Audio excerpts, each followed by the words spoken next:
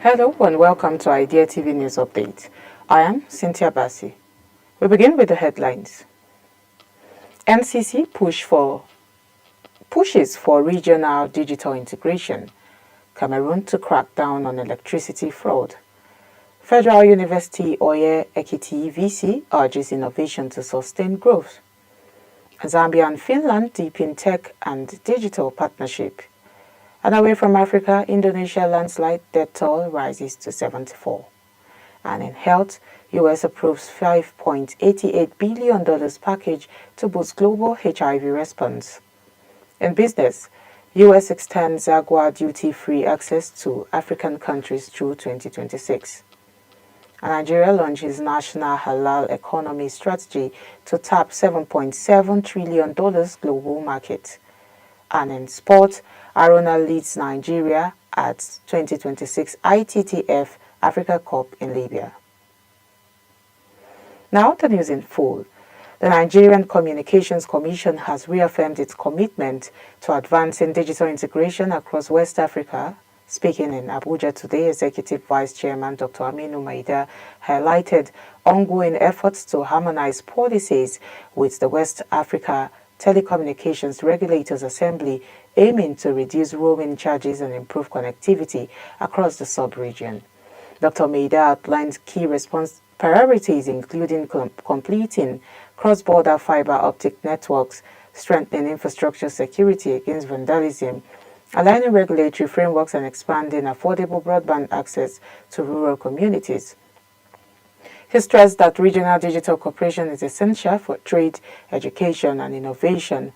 The Commission's statement also emphasized support for the Nigerian government's Renewed Hope agenda, noting that a thriving digital economy will be a major driver of jobs, innovation, and sustainable growth across the continent.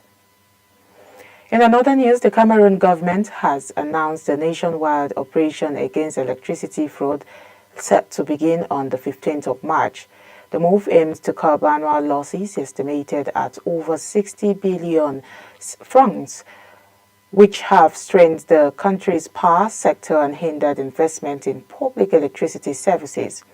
Energy Minister Gadson Elondo Esomba said the crackdown is part of post-renationalization reforms of ENIO, the national electricity distributor. Officials warned that electricity theft also contributes to fires and electrocution incidents across the country. The minister urged Lego users to regularize their meters and installations ahead of the operation to avoid sanctions. Authorities say the initiative is critical to protecting the electricity infrastructure and ensuring reliable service for all citizens as Cameroon seeks to strengthen its energy sector and improve public safety. The outgoing Vice-Chancellor of the Federal University, Oye EKITI, Professor Abayomi Fashina, has called on the institution to embrace creativity, strategic thinking, and innovation to maintain growth and institutional balance. He spoke today during his valedictory lecture, marking the conclusion of his 5-year tenure. Professor Fashina highlighted significant achievements under his leadership, including the expansion of faculties from 8 to 18, academic programs from 73 to 91, and the completion of 160 infrastructural projects across the campus. He also urged staff and students to avoid disruptions to academic activities and to strengthen university-industry partnerships. The Vice-Chancellor described his legacy, the Blue Roof legacy, as a transformation of Oye's infrastructure and academic capacity, leaving the university better positioned for future growth. Governing Council Chairman Senator Victor Ndoma-Egba praised Fashina's tenure, calling the achievements enormous and setting high expectations for the incoming Vice-Chancellor, Professor Joshua Ogunwole. Now, in another news, Zambia and Finland have strengthened their collaboration on technology, innovation, and digital transformation. The development follows a high-level meeting in Lusaka yesterday between Zambia's Minister of Technology and Science, Felix Mutati, and Finland's Minister of Economic Affairs, Sakari Puisto. The ministers discussed ongoing projects including Zambia's National Artificial Intelligence Strategy, which has already piloted AI applications in 20 health centers across the country.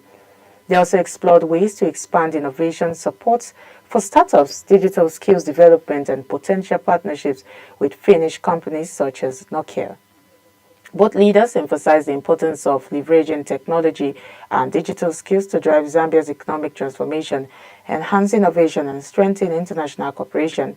Finland reaffirmed its commitment to supporting Zambia's digital and industrial growth through knowledge exchange, education, and applied technology initiatives.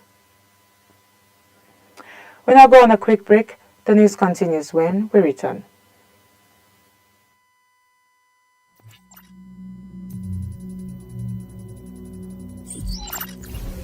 Internet of Things, IoT.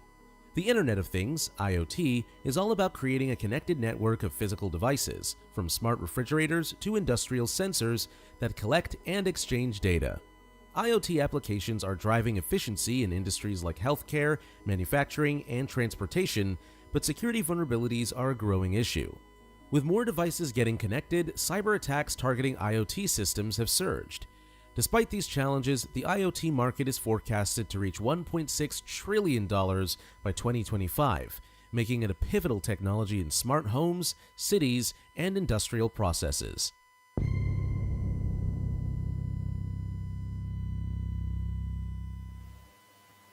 Good to have you back, and if you're just joining, this is Idea TV News Update. Now, the rest of the news. Away from Africa, the death toll from a deadly landslide in Indonesia's West Bandung region has risen to 74, authorities confirmed today, nearly 2 weeks after the disaster struck. Heavy rain triggered the landslide on the 24th of January, burying dozens of homes and displacing hundreds of residents. Rescue teams, including police, military, and volunteers, continue to search through mud and debris using both heavy equipment and manual methods. Officials say the operation has now entered a recovery phase, with weather conditions including fog and rain hampering visibility and safety in the area. Around 50 homes were damaged and over 160 people remain displaced. Among the victims were 23 Navy personnel who were training nearby when the landslide struck. Authorities warn that deforestation in the region has contributed to the risk, with forests normally helping to absorb rainfall and stabilize soil. And now in health news, the United States has approved a $5.88 billion funding package to strengthen the global fight against HIV. Signed into law on the 3rd of February, the bipartisan package allocates $4.6 billion to bilateral HIV programs and $1.25 billion to the Global Fund to fight AIDS, tuberculosis, and malaria, and also $45 million to UNAIDS. UNAIDS Executive Director Winnie Byanyima says the funding will provide life-saving support for millions of people worldwide, helping to ensure HIV programs remain efficient, data-driven, and results-oriented. The initiative supports the America First Global Health Strategy and the 95-95-95 targets aimed at ending AIDS as a public health threat by 2030. In Nigeria, roughly 2 million people live with HIV, with about 1.6 million currently receiving treatment. Experts warn that sustained international support is crucial to maintaining access to testing, treatment, and prevention services. The United States has long been the largest contributor to the global HIV response, with initiatives like PEPFAR credited with saving over 25 million lives since 2003. Moving to business news, the United States has extended duty-free access to its markets for Nigeria and other eligible African countries under the African Growth and Opportunity Act, or AGOA, through December 31st, 2026. The extension was signed into law by President Donald Trump on the 3rd of February, retroactive to September 30th, 2025. AGOA allows eligible nations to export more than 1,800 products to the U.S. without tariffs, promoting economic growth, trade reforms, and sustainable development.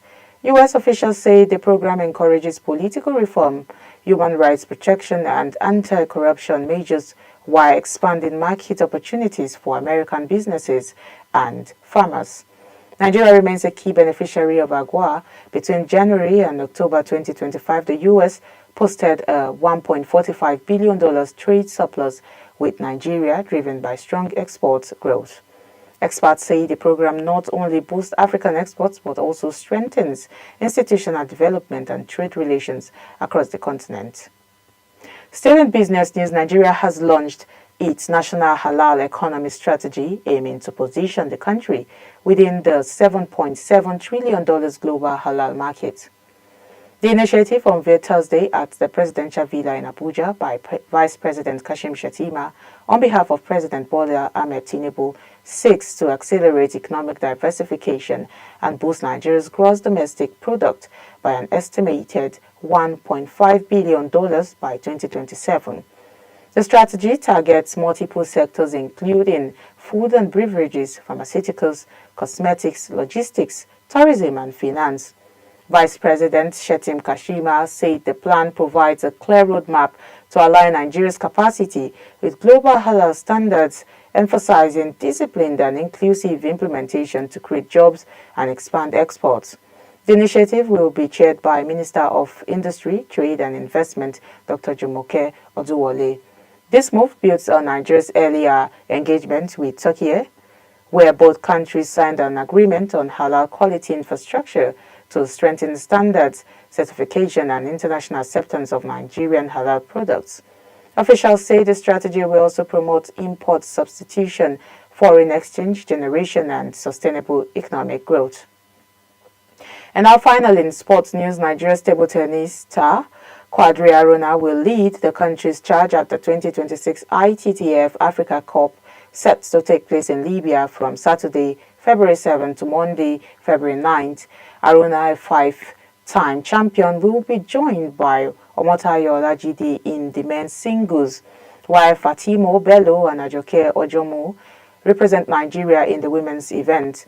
The tournament, hosted for the first time in Libya at the Al Nassr Sports Club in Benghazi, also serves as a qualifier for the 2026 ITTF World Cup.